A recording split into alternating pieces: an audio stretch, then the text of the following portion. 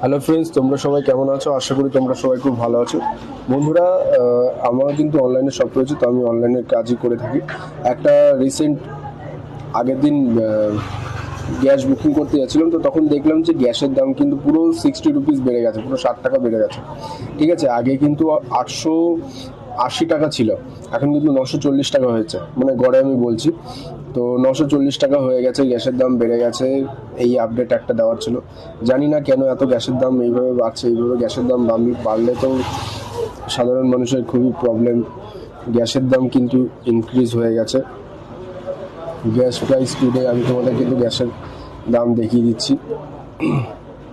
এবারে লোকালে কিন্তু জিএসটি, আমাদের সেন্ট্রাল জিএসটি আর এসজিএসটি নিয়ে কিন্তু গ্যাসের দাম কিন্তু এখন অনেক বেড়ে গেছে। ঠিক আছে, গ্যাসের দাম কিন্তু এখন 940 টাকা হয়ে গেছে। বন্ধুরা, তোমরা দেখে নাও।